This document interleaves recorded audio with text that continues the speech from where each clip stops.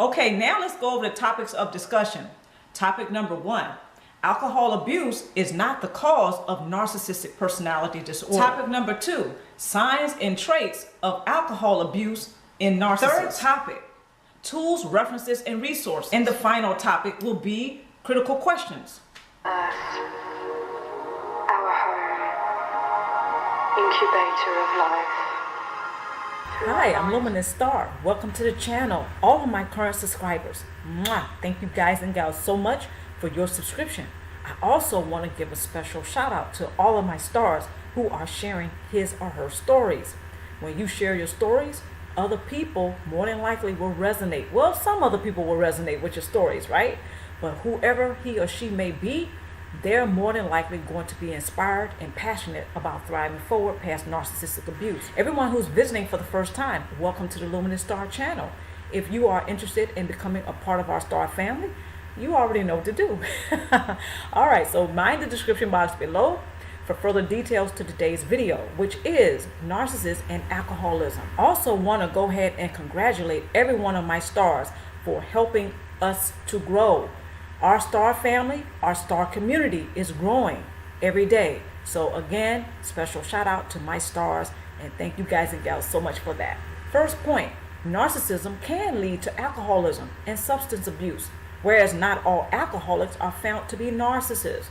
Many narcissists are not only predatory in nature, he or she usually has a history of having a personality that is subject to being an addict of some sort, such as impulsive behavior, antisocial behavior, and chronic deceptive and manipulative behavior. There are some who are alcoholics who display narcissistic traits while not having a cluster B personality or a narcissistic personality disorder. So some alcoholics will show signs of being a narcissist, or they may have narcissistic tendencies. However, they're not narcissists. They're not people who have a cluster B personality. Now, this is where it can get a little tricky when it comes to a narcissist who also is an alcoholic.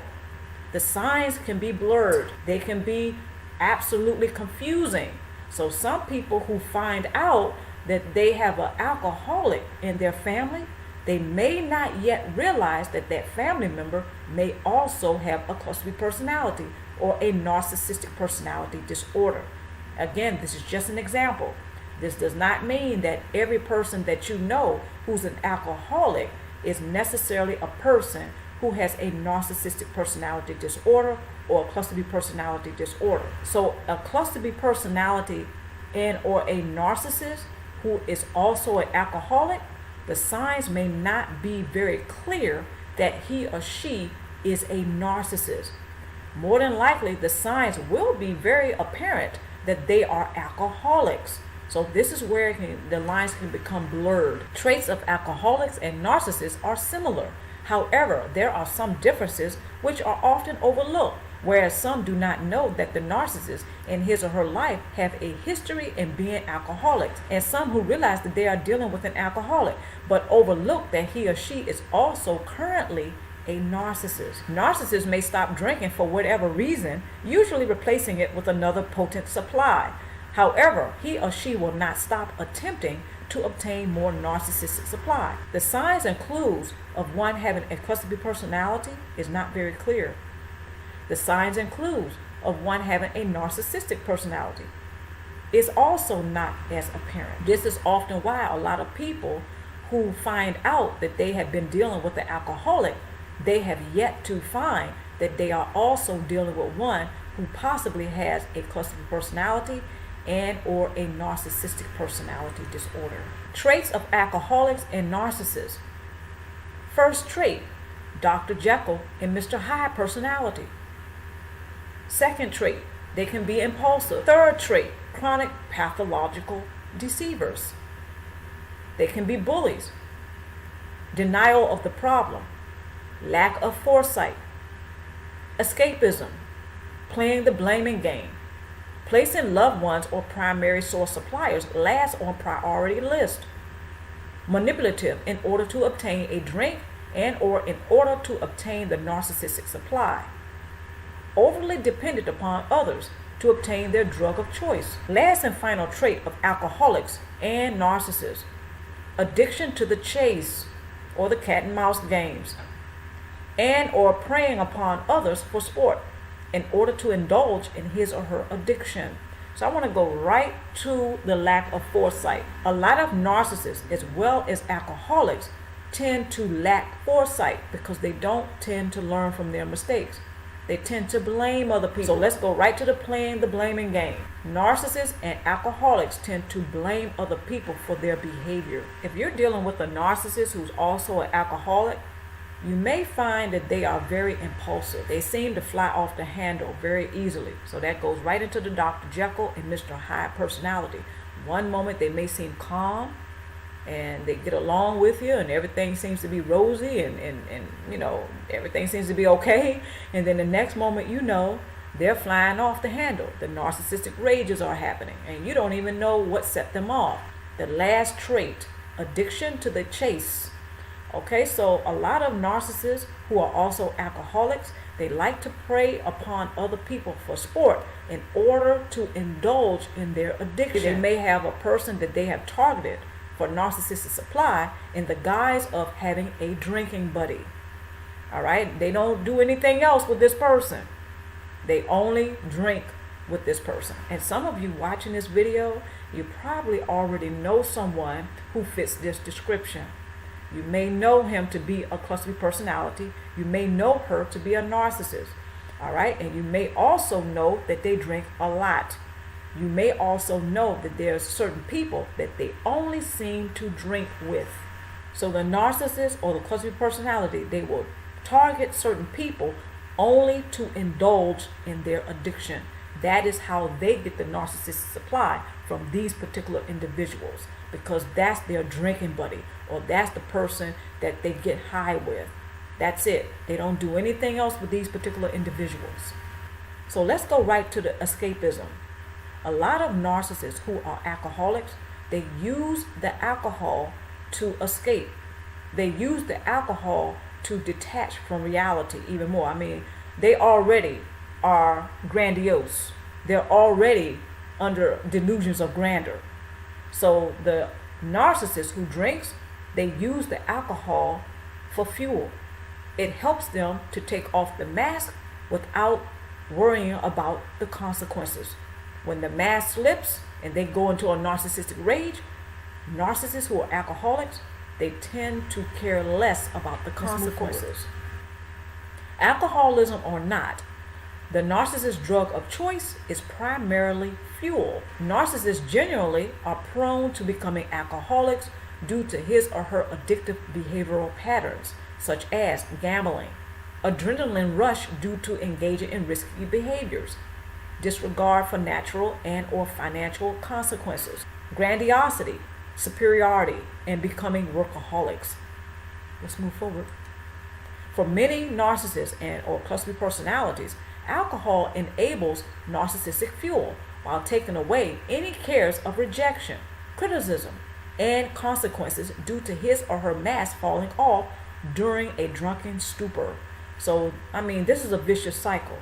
The narcissist who is also an alcoholic, when they become drunk, they care less. They care even less about the consequences that follow behind that. Some of those consequences may be financial. They don't care about that. The narcissist and the cluster B personality, they may end up in a brawl at a bar, then end up in jail, and then they're looking to you to bail him or her out. So a narcissist or a cluster B personality, they care less about the consequences once they really become drunk.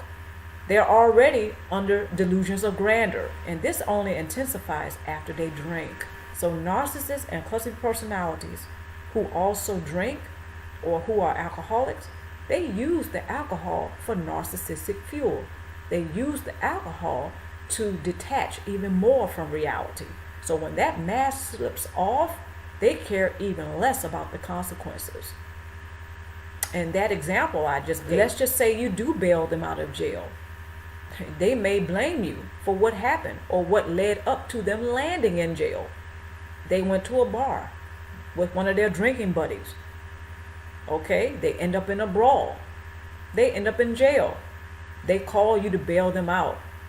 And on the way back home, you might get an earful of the blame. Okay, they may blame you for what led up to them landing in jail. This is very common, and some of you watching this video probably have gone through that or something similar. So I want to share something with my stars, especially during my military career.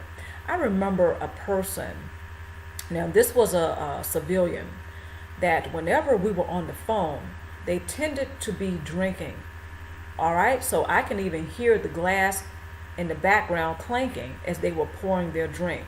Sometimes they would want to talk for a long time about their problems, or what they thought was so bad about their life. And I remember this being a pattern with this person. So I got to the point where I didn't want to speak to the person anymore, and I cut off the relationship. Now this went on for about a year, okay, maybe a little bit over a year.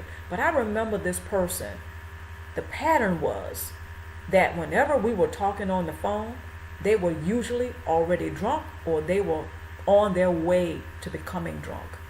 I didn't like that, because that made me feel like that person saw me for only one thing, and that is to be a human wastebasket to dump on whenever they felt badly. I didn't like that feeling, so I cut off the relationship. And mind you, I never hung out with this person a lot. Then there were a couple of times initially in the relationship I hung out with the person, because a lot of narcissists and cluster personalities, they have to reel you in. So they're very charming at first. However, about a year goes by and I just got tired of it. I mean, I was getting tired of it before then, but I noticed the pattern, and so I decided to end the relationship. Basically, the pattern was this person was either drunk or they were on their way to becoming drunk when we were on the telephone with one another. When I saw this person in person, yes, there were times that they were drinking because we were at a club or we were at a party. So they were already on their way to getting drunk. I never saw them in a drunken stupor, and I, again, just did not like that particular pattern. It made me feel like I was only good, in the eyes of that person, I was only good for talking about their problems, and I didn't like that.